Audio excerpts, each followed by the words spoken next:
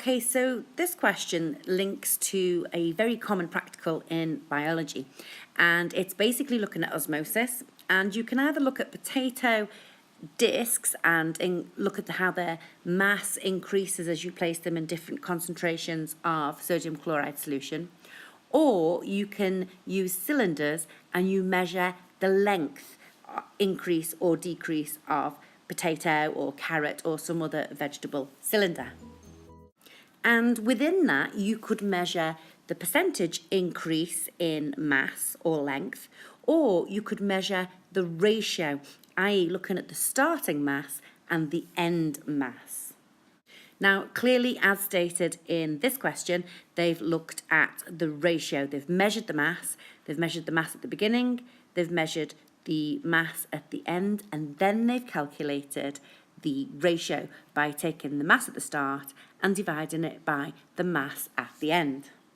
And if you have a greater mass at the end, having soaked your potato in sodium chloride solution, then you're going to end up with a number that's less than 1. And if you have a decrease in mass of your potato, then you're going to end up with a number that's greater than 1. And a number that is 1 tells you that the mass hasn't increased of the potato, or it hasn't decreased. And that brings us to the whole point of the experiment. We're trying to find out which solution of sodium chloride has the same water potential as the inside of the potato cell. And we're going to find that out by finding the ratio where it is indeed just 1, i.e. no increase in mass and no decrease in mass.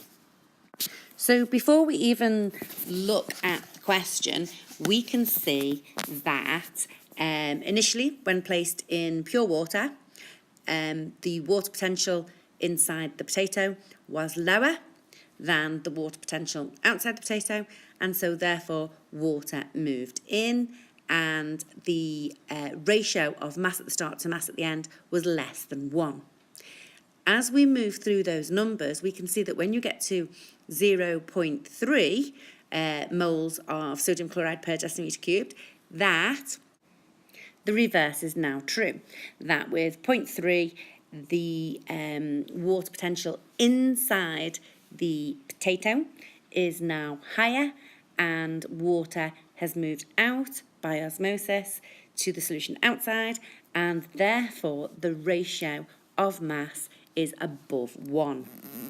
So looking at the question, we need to fill in the column there. It says calculate the ratio of mass at the start to mass at the end for the disc placed in 0.6 moles per decimetre cubed of sodium chloride solution. So we just have to follow the pattern of what's gone on before and take 23.7 and divide it by 21.9, and it's going to give us 1.08.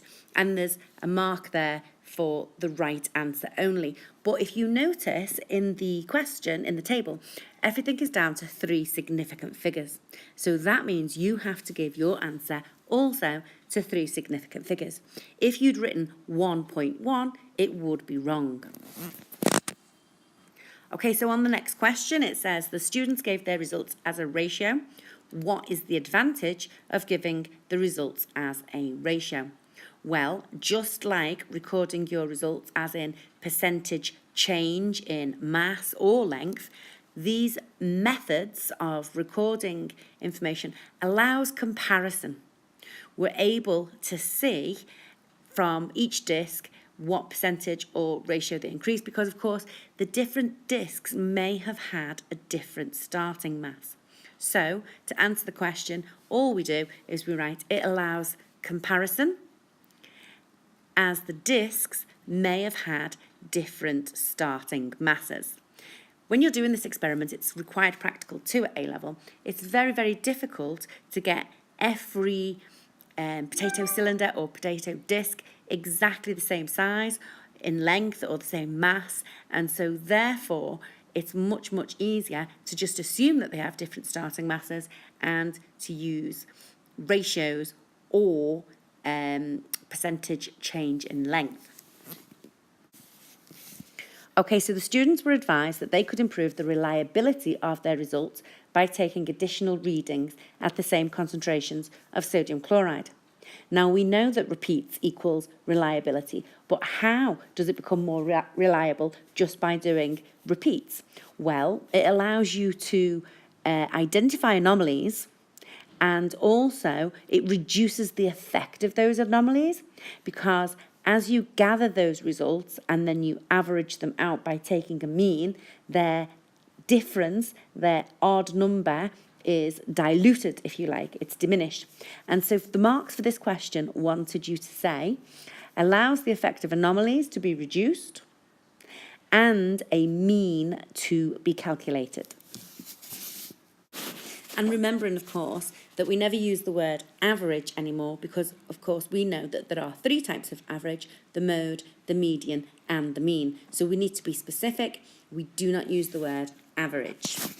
So the next question asks, the students used a graph of their results to find the sodium chloride solution with the same water potential as the apple tissue. Describe how they did this. Okay, so admission, I've just clicked on that they're looking at apple. I would have been writing about a potato because it's normally a potato that we use, or a piece of carrot.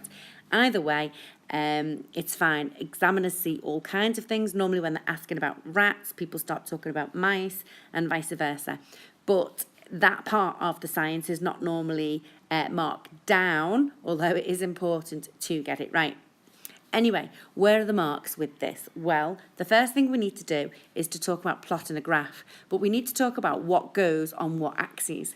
So we need to say plot the sodium chloride concentration against ratio on a graph. Better even still, if you can talk about the sodium chloride concentration on the x-axis and the ratio on the y. Then you'll draw a line of best fit, and you'll find where the ratio is 1 on the line of best fit, and that represents no change in mass. And the last part of the question, the students were advised that they could improve their graph by taking additional readings. Explain how. Clearly, it's not asking how to take additional readings, it's asking how that would improve your graph. So, what we need to say is that the line of best fit would be more reliable. And the reason why is because there would be more points on there, more data points on there. More data points means you're more able to position the ruler at the correct angle, and therefore where it crosses the x-axis will also be more reliable, or where the ratio is 1:1. So where were the marks with that? Well, you had to say that the line of best fit would be more reliable, which would make the point where the line crosses the x-axis more reliable also. And so coming up with the written answers, a few points just to note. Make sure you know whether you're talking about apple, potato, carrot. Make sure you know whether you're talking about a change in length or a change in mass. And make sure you know whether you're talking about the comparable quantity that is either a percentage change or a ratio. Beyond that, these questions are very generic, they come up a lot, and it is the basis of your required practical 3.